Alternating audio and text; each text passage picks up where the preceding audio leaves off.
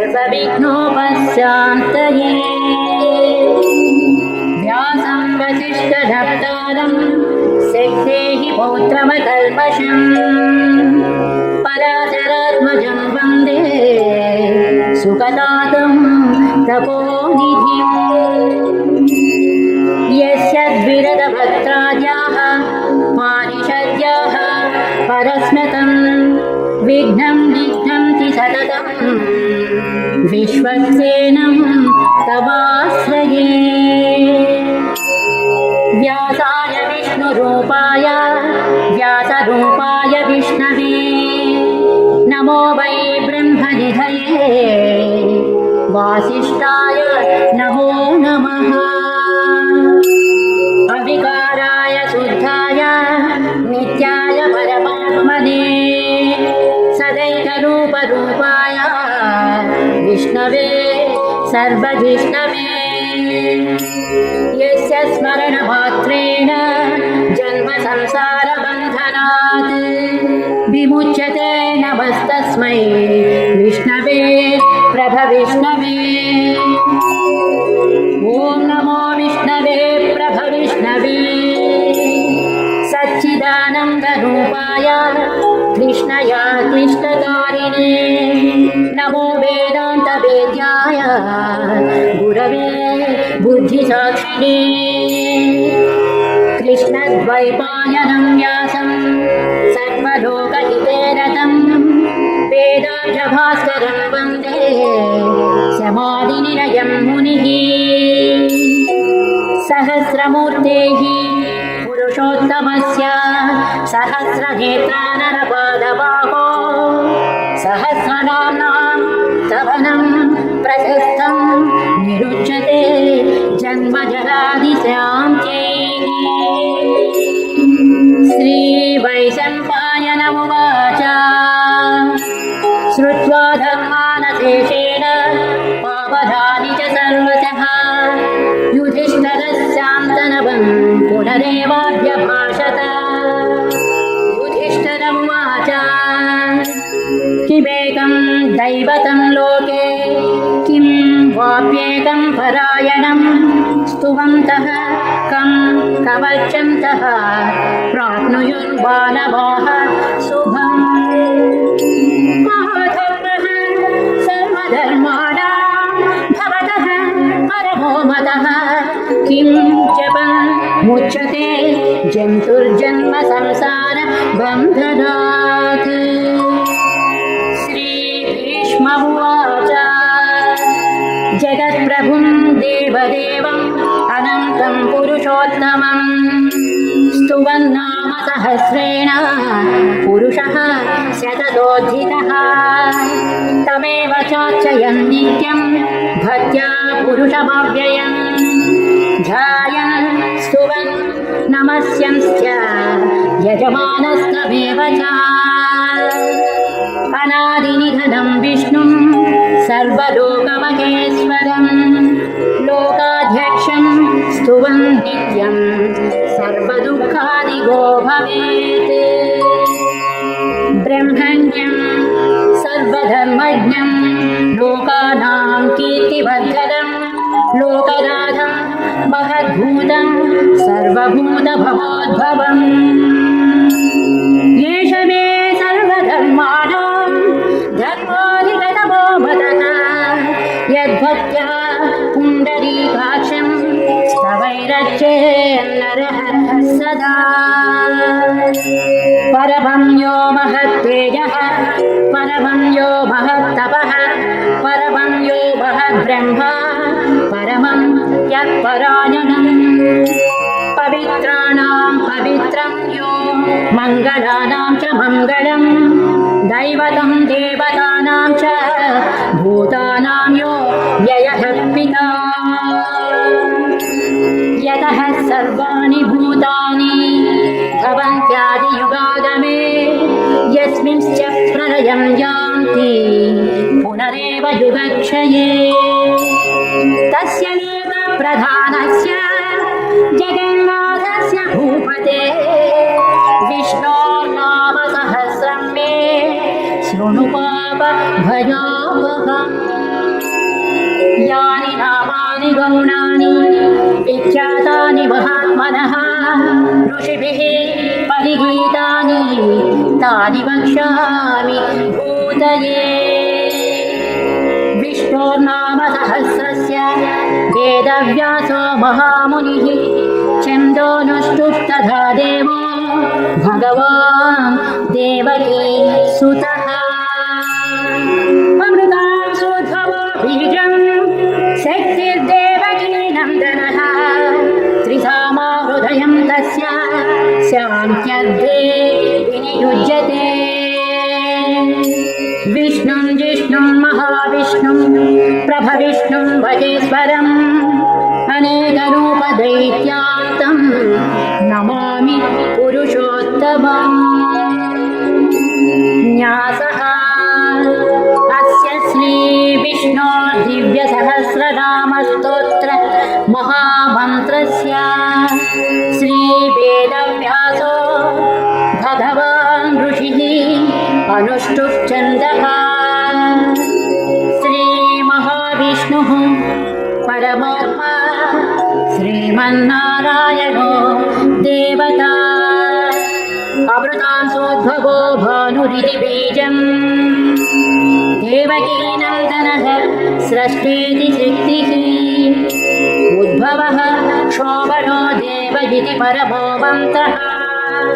सिंहभृन्नन्दकीचक्रीति कीलकम् शान्यधन्वागदाधर इत्यस्त्रम् प्रधागपाणिरक्षोभ्य इति नेत्रम् त्रिसामासामगस्वामेति कवचम् आनन्दं परब्रह्मेति योनिः ऋतुः सुदर्शनः काल इति दिग्बन्धः श्रीविश्वरूप इति ध्यानम् श्रीमहाविष्णुप्रीत्यर्थे श्रीसहस्रनामजपे विनियोगः ध्यानम् क्षीरोधन्वत्प्रदेशे शुचिमणिविलसत्सैकते मौक्तिकानां मालाक्षुप्तासनस्थः स्फटिकमणिनिभैः मौक्तिकैर्मण्डिताङ्गः शुभ्रैरभ्रैरगभ्रैरुपरि विरचितैर्मुक्तपीयूषवर्षैः आनन्दीनः पुनीया धरिधनिन गदा शङ्खपाणिर्मुकुन्दः भूः पादौ यस्य नाभिर्वियदतुरनिलश्चन्द्रसूर्यौ च नेत्रे कर्णवासाः शिरोद्योर्मुखममिदहरो यस्य वास्तेयभक्तिः अन्तःस्थं यस्य विश्वं सुरनरखगो भोगिगन्धर्वदैत्यैः चित्रं रम्यते तं त्रिभुवनवपुषं विष्णुबीजं नमामि ॐ नमो भगवते वासुदेवाय शान्ताकारं भुजगशयनं पद्मनाभं सुरेशं विश्वाधारं गगनसदृशं मेघवर्णं शुभाङ्गम् लक्ष्मीकान्तं कमलनयनं योगिहृज्यालगम्यं वन्दे विष्णुं भवभयहरं सर्वलोकैकनाथम् मेघश्यामं पीतकौसेयवासं श्रीवस्ताङ्गं कौस्तुभोद्भासिताङ्गं पुण्योपेतं पुण्डरीकायताक्षं विष्णुं वन्दे सर्वलोकैकनाथम् नमः समस्तभूतानाम् आदिभूताय भूभृते अनेकरूपरूपाय विष्णवे प्रभविष्णवे सशङ्खचक्रं सकिरीटकुण्डलं सपीतवस्त्रं सरसीरुहेक्षणम् सहारवक्षस्थलशोभिकौस्तुभं नमामि विष्णुं शिरसा चतुर्भुजम्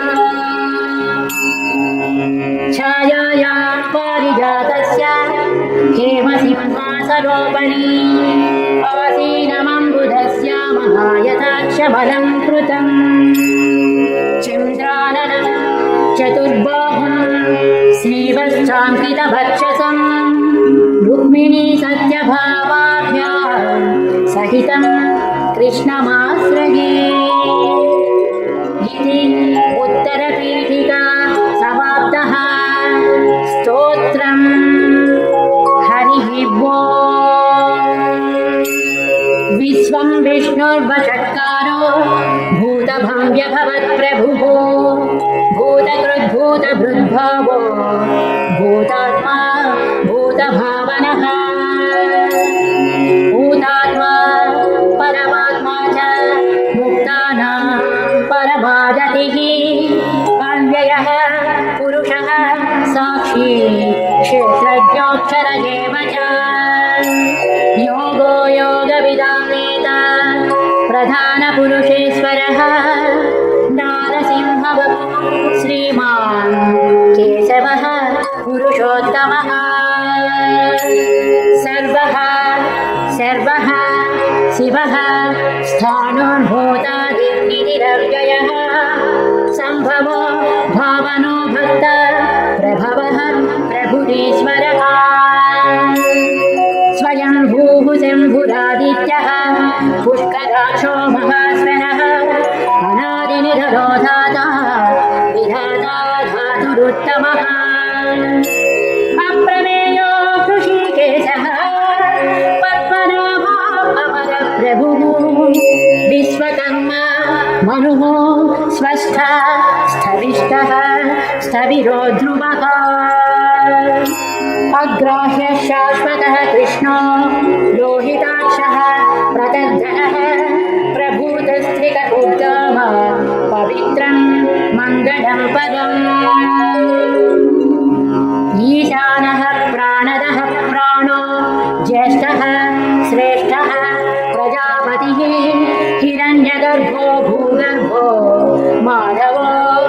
मधुसूदनः ईश्वरो विक्रमी धन्वी मेधावी विक्रमः क्रमः अनुत्तमो दुरादर्शः कृतज्ञः कृतिरात्मवान् सुरेशः शरणं शर्म विश्वनेताः प्रजाभवः अहः संवत्सरो ज्ञानः प्रत्ययः सर्वदर्शनः अजः सर्वेश्वरः सिद्धः सिद्धिः सर्वादिरच्युतः वृषाकपिरमेयात्मा सर्वयोगविस्मृतः सर्वसुमनः सत्यः समात्मा संवितः समः अमोघः पुण्डरीकाक्षो वृषकर्मा वृषाकृतिः रुद्रो बहुशिरा बभ्रुर्विश्वयोनिः शुचिस्यवाः अमृतः शाश्वतः स्थाणुः वरारोः महातपाः सर्वगः सर्वविद्वानुर्विश्वक्सेनो जनार्दनः वेदो वेदविदव्यङ्गो वेदाङ्गो वेदवित्कविः लोकाध्यक्षः सुराध्यक्षो धर्माध्यक्षः कृतात्कृतः चतुरात्मा चतुर्व्यूहः चतुर्दंश्रः चतुर्भुजः भ्राजिष्णुर्भोजनं भोक्ता सहिष्णुः जगदादिजः अनघो विजयो जेता विश्वयोनिः पुनर्वसुः भूपेन्द्रो वामनः प्रांशु अभोगः शुचिरोचितः अतीन्द्रः सङ्ग्रहः सद्गो धृतात्मा नियमो यमः वेद्यो वैद्यः सदा योगी वीरः माधवो मधुः अतीन्द्रियो महामायो महोत्साहो महाबलः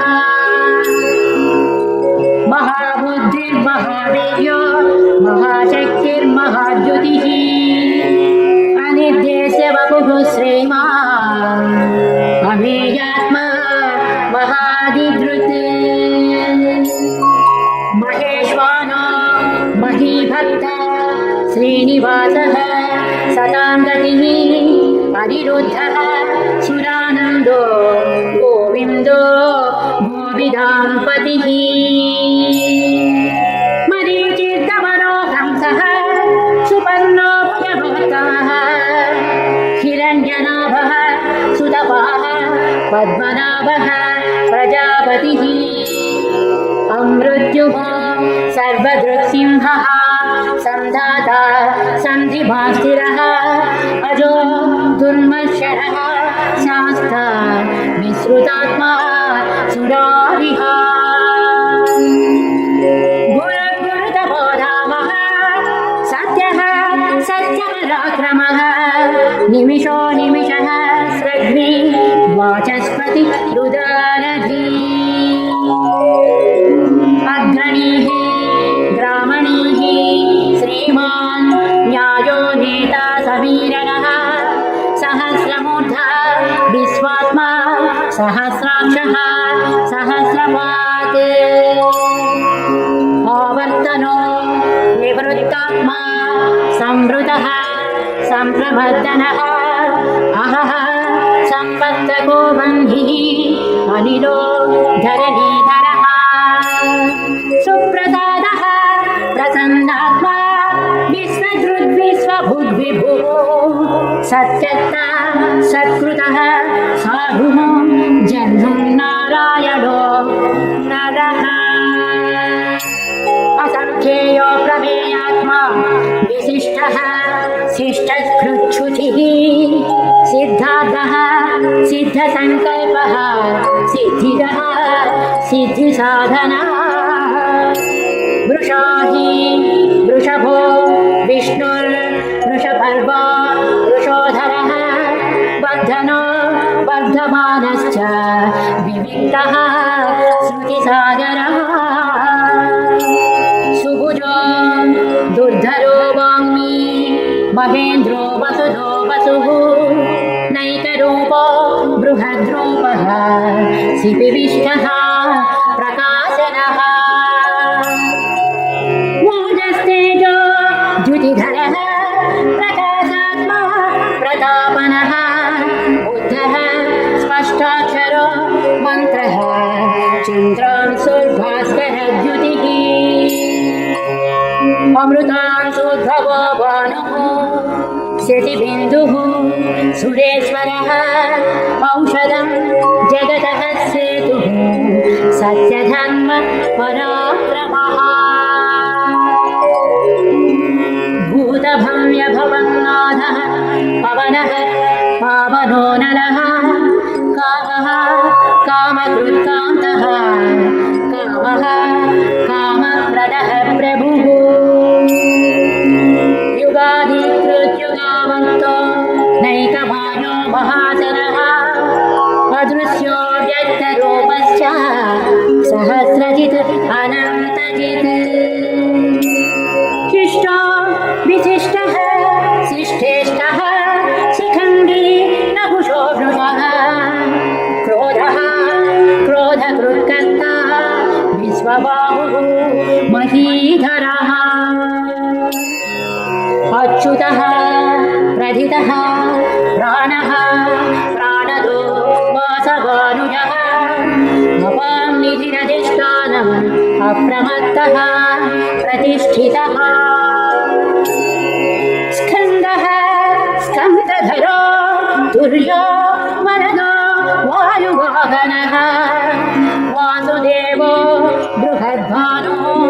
आदिदेवः पुरन्दरः अशोकस्तारणस्तारः शूरः सौरिगणेश्वरः अनुकूलः शतावर्तः पद्मी पद्मनिवेक्षणः पद्मनाभो अरविन्दाक्षः पद्मगर्भः शरीरभृत् महद्भिः रुद्धो वृद्धात्मा महाक्षो गरुडः शरभो भीमः समयज्ञो हविर्हरिः सर्वलक्षणरक्षण्यो लक्ष्मीवान् समतिञ्जियः अक्षरो रोहितो मार्गो हेतुर्दामोदरः सः महीधरो महाभागो वेगवान् अमितासनः उद्भवः क्षोभनो देवः श्रीगर्भः परमेश्वरः करणं कारणं कर्ता विकर्ता गहनो गुहः व्यवसायो व्यवस्थानः संस्थानः स्थानदो ध्रुवः परधिः परमस्पष्टः तुष्टः पुष्टः शुभेक्षणः रामो विरामो विरजो मार्गो नेयो नयो नयः वीरः शक्तिमतां श्रेष्ठो धर्मो धर्मविदुत्तमः वैकुण्ठः पुरुषः प्राणः प्राणदः प्रणवः मृदुः हिरण्यगर्भः शत्रुभ्यो व्याप्तो वायुरधोक्षजः ऋतुः सुदर्शनः कालः परमेष्टि परिग्रहः उग्रः संवत्सरो दक्षो विश्रामो विश्वदक्षिणः विस्तारः स्थावरः स्थाणुः प्रमाणं बीजभाव्ययम् अर्धोऽनर्धो महाकोशो महाभोगो महाधनः अनिर्विण्णः स्थविष्टो भूः धर्मयोगो महामतः नक्षत्रनेमि नक्षत्री क्षमः क्षामः समीहनः यज्ञयुजो महेज्यश्च क्रतुः सत्रं सतां गतिः सर्वदस्ति विमुक्तात्मा सर्वज्ञो ज्ञानमुत्तमम् सुव्रतः सुमुखः सूक्ष्मः सुभाषः सुगतः सुहृदः मनोहरो जितक्रोधो वीरबाहुर्विदारणः स्वापनः स्ववसो व्यापी नैतात्मा नैतकर्मकृत् पश्चरो वश्ची रत्नगर्भो धनेश्वरः धर्मकृद्धर्मी सदसक्षरमक्षरम् अभिज्ञाता सहस्रांशुः विधाता कृतलक्षणः गभस्तिनेमिः सत्त्वस्थः सिंहो भूतमहेश्वरः आदिदेवो महादेवो देवेशो देवभृद्गुरुः उत्तरो गोपतिर्गोप्ता ज्ञानगम्यः पुरातनः शरीरभूतभृद्भोक्ता कपीन्द्रो भूरिदक्षिणः सोमवो मृतमः सोमः पुरुषोत्तमः विनयो जयः सत्यसन्धो दाशः सात्वतां पतिः जीवो विनयिता साक्षी मुकुन्दोमितविक्रमः अम्बोनिधिः अनन्तात्मा महोदधिशयोऽन्तकः अजो महाधः स्वाभाव्यो जितामित्रः प्रमोदनः आनन्दो नन्दनो नन्दः सत्यधर्मः त्रिविक्रमः महर्षिः कपिलाचार्यः कृतज्ञो मेदिनीपतिः त्रिपथत्रिदशाध्यक्षो महाशृङ्गः कृतान्तकृत् महावराहो गोविन्दः सुषेणः कनकाङ्गदी गुह्यो गभीरो गहनो गुप्तश्चक्रगदाधरः वेदाः स्वाङ्गोदितः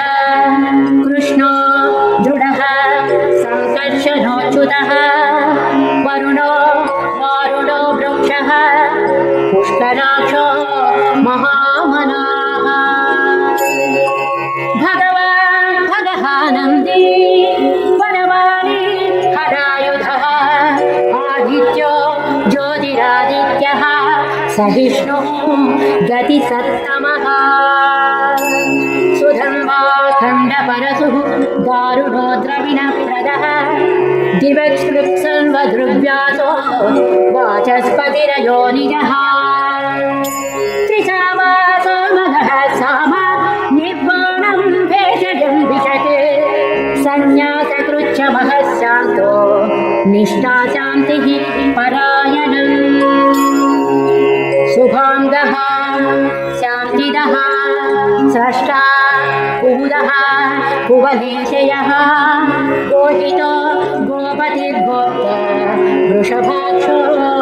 वृषप्रियः अनिवर्ती निवृत्तात्मा संक्षेप्ता क्षेमकृच्छिवः श्रीवत्सवक्षाः श्रीवासः श्रीपतिः श्रीमताम्बरः श्रीधः श्रीशः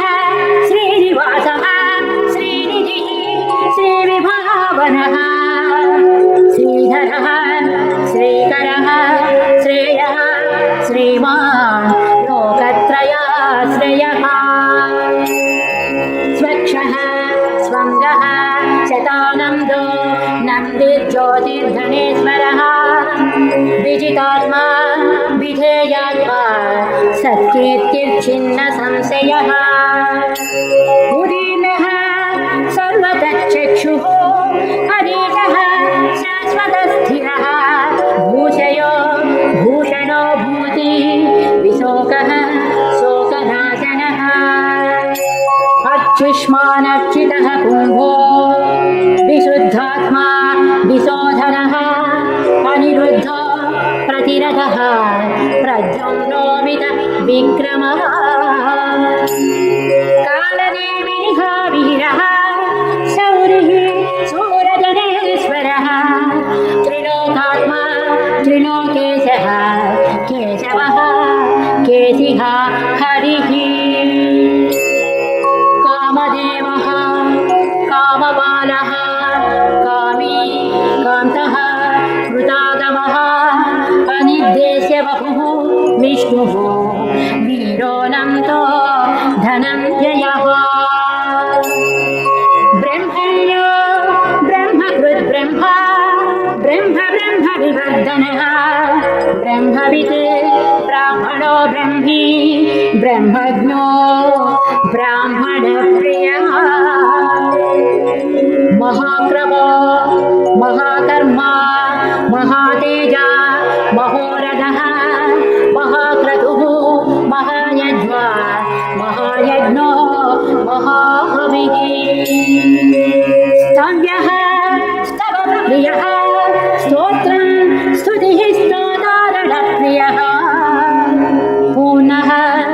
पूरजिता पुण्यः पुण्यकीर्तिरनामयः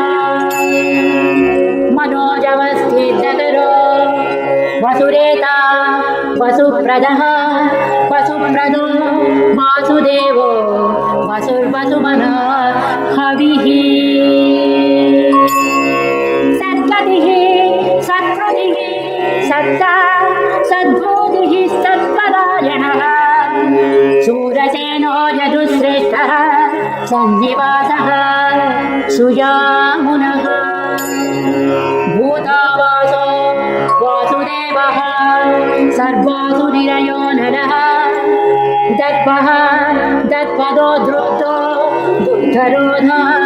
पराजितः विश्वमूर्तिः महामूर्तिः दीप्तमूर्तिरमूर्तिमान् अनेकमूर्तिरव्यक्तः सितमूर्तिश्चताननः एकोनैकः स्तवः कः किं यत्तत्पदमनुत्तमम् लोकबन्धुं लोकनाथो माधवो भक्तवत्सलः सुवर्णवर्णो हेमाङ्गो वराङ्गश्चन्दनाङ्गदी वीरः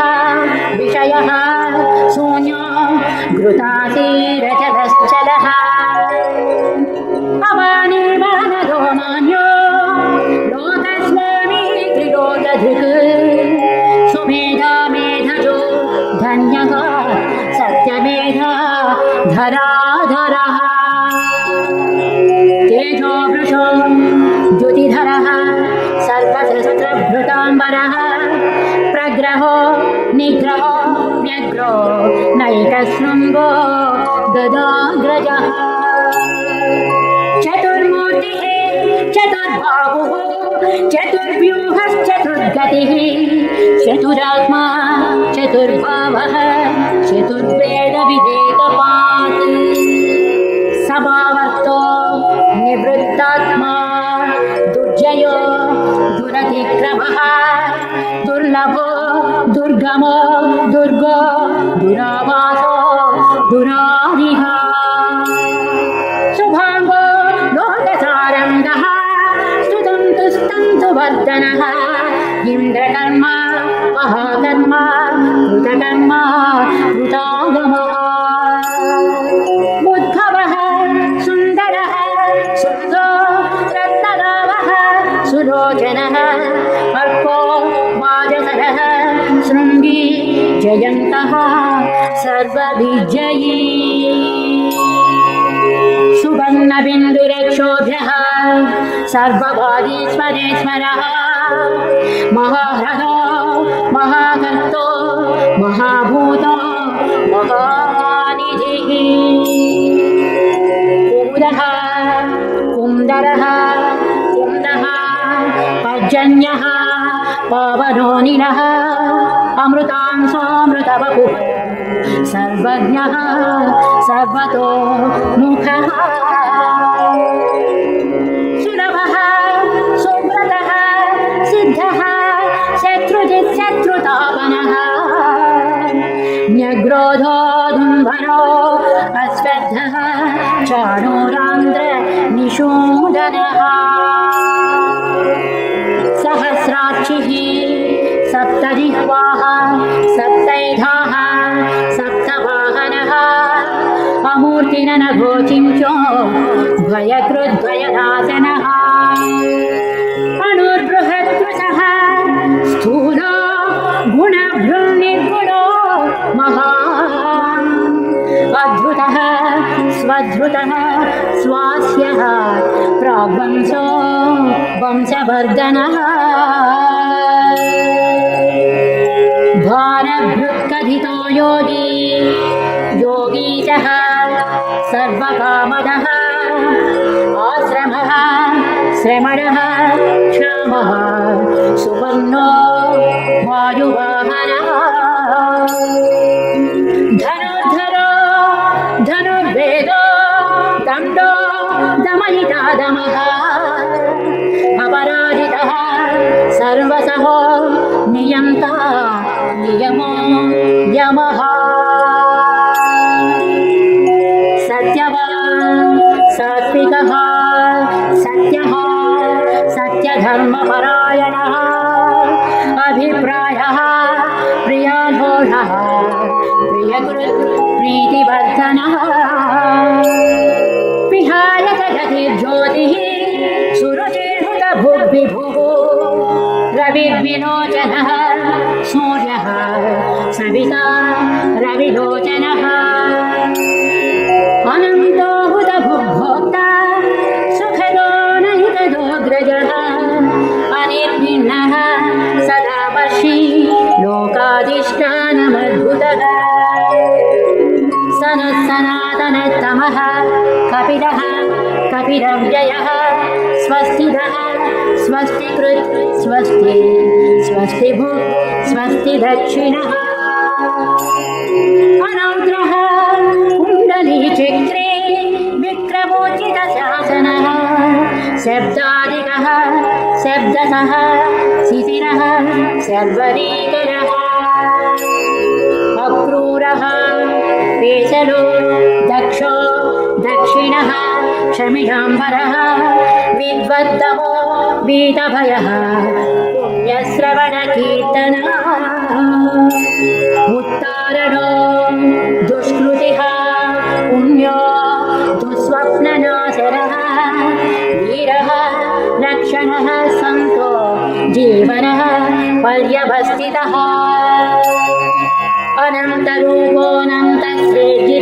अनन्तरूपोऽनन्तश्रेजितमन्योर्भयावहः चतुरस्रो गभीरात्मा विदितो व्याधितो दिशः अनादिर्भुवो लक्ष्मीः सुवीरा रुचिरां ददः जनरो जनजन्मादिर् भीमो भीमपराक्रमः आधारनिलयो धाता पुष्पः सः प्रजागरः ऊर्ध्वगः सत्पथाचारः प्राणः प्रणवः फणः प्रमाणं प्राणनिलयः प्राणभृत् प्राणजीवनः तत्त्वं तत्त्वविदेकात्मा जन्ममृत्युजरातिरः भूर्भुवः स्वस्तरुस्तारः सविता प्रपितामहः यज्ञो यज्ञपतिर्यज्वा यज्ञाङ्गो यज्ञवाहनः यज्ञकृत् यज्ञी यज्ञभुर्यज्ञसाधनः यज्ञान्तकृत् यज्ञगुह्य अन्नमन्नाद एव च आत्मयोनिः स्वयं जातो वैखानः सामगायनः देवकीनन्दनः स्रष्टा क्षितीशः पापनाशनः शङ्खभृङ्गन्दकी चक्री शाङ्गधम्बा गदाधरः रथाङ्गपाणिरक्षोभ्यः सर्वप्रहरणायुधः श्री सर्वप्रहरणायुध ॐ नमः इति वनमाली गदी सारङ्गी शङ्खे चक्री च नन्दकी श्रीमान् नारायणो विष्णुः वासुदेवोऽभिरक्षतु श्रीवासुदेवोऽभिरक्षतो नमः इति फलश्रुतिः इतीदं कीर्तनीयस्य केशवस्य महात्मनः नाम्नां सहस्रं दिव्यानाम् अशेषेण प्रकीर्तितम् यदिदं शृणुयात् नित्यं यच्चापि परिकीर्तयेत् नाशुभं प्राप्नुयात् किञ्चित् सोमुद्रेण च मानवः वेदान्तगो ब्राह्मणः स्यात् क्षत्रियो विजयी भवेत् वैश्यो धनसमृद्धः स्यात् शूद्रः सुखमवाप्नुयात् धर्माधी प्राप्नुयात् धर्मः अर्थाधी चार्थमाप्नुयात् कामानवाप्नुयात् कामी प्रजार्थी चाप्नुयात् प्रजाम् भक्तिमान्यः शतोत्थाय शुचिसद्गतमानसः सहस्रं वासुदेवस्य नाम्नामेतत् प्रकीर्तयेत् यशः प्राप्नोति विपुलं याति प्राधान्यमेव च अचलां श्रियमाप्नोति श्रेयः प्राप्नोत्यनुत्तमम् न भयं क्वचिदाप्नोति वीर्यं तेजश्च विन्दति भवत्यरोगो धुतिमान् वनरूपगुणान्वितः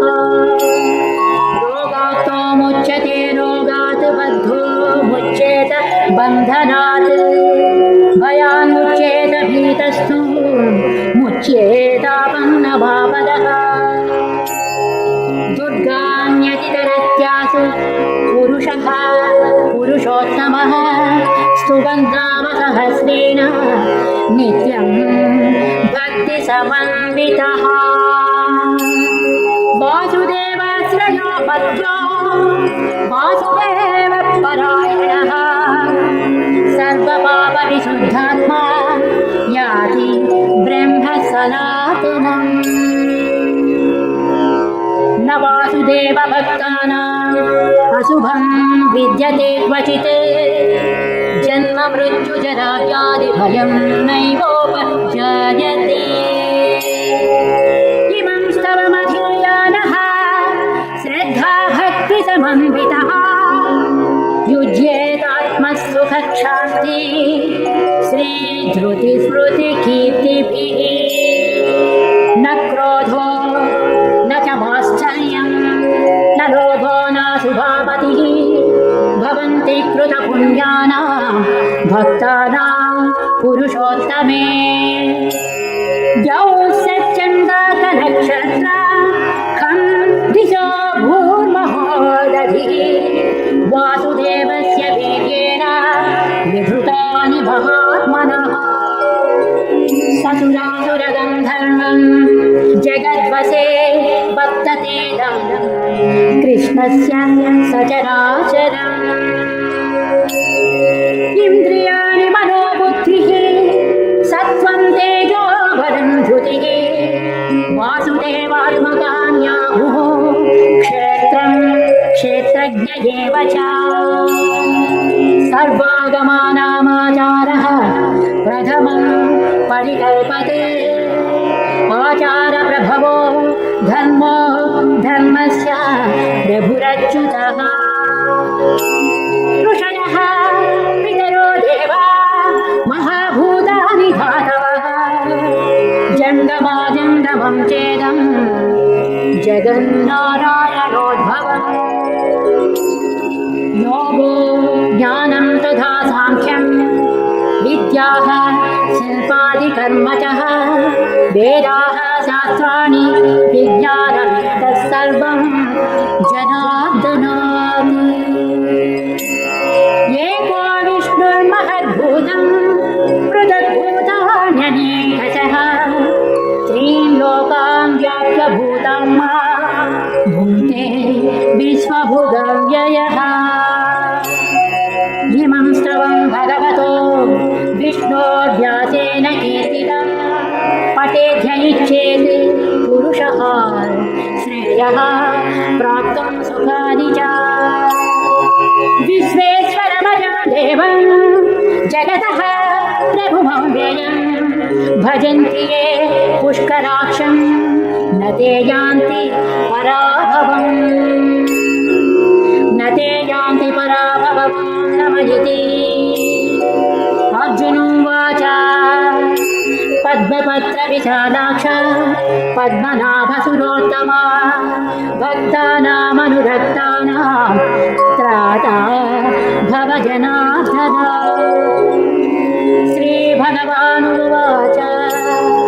यो मां नाम सहस्रेण स्तोतुमिच्छति पाण्डव सोऽहमेकेन श्लोकेन स्तुत एव न संशयः ॐ नमः इति व्यासमुवाच वासनात् वासुदेवस्य वासितं भुवनत्रयं सर्वभूतनिवासोऽसि वासुदेव नमोऽस्तु ते श्रीवासुदेव नमोऽस्तु ॐ नमः इति पार्वत्युवाच केनोपायेन लघुना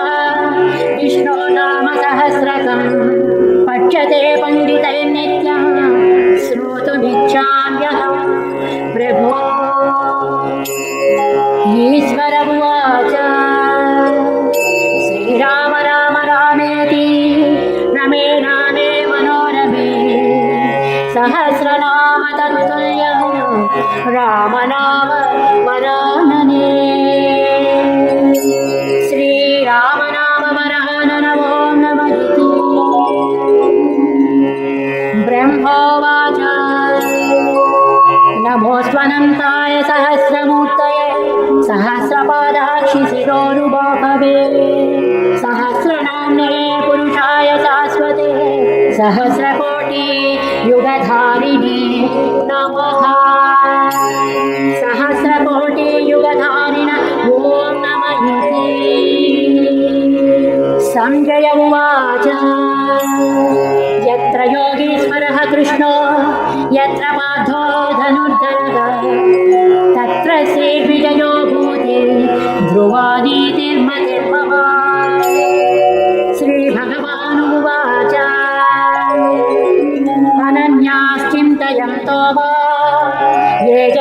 पर्युपासते तेषां नित्याभियुक्तानां योगक्षेमं वहाम्यहम् परित्राणाय साधूनां विनाशाय च दुष्कृतां धर्मसंस्थापनार्थाय सम्भवामि युगे युगे आप्ता विषण्णाः शिथिलाश्च भीता घोरेषु च व्याधिषु वर्तमानाः सङ्कीर्त्य नारायणशब्दमात्रं विमुक्तदुःखा सुखिनो भवन्तु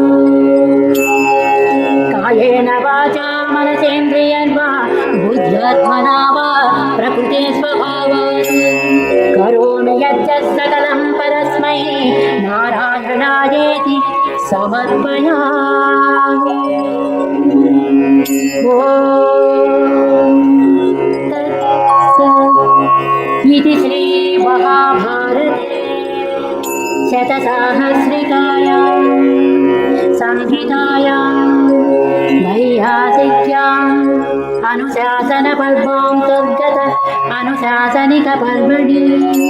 मोक्षद्वारे भीष्मयुधिष्ठिरसंवादे श्रीविष्णोर्दिव्य सहस्रनामस्तोत्रं नामैकोनपञ्चशताधिकशततमोऽध्यायः।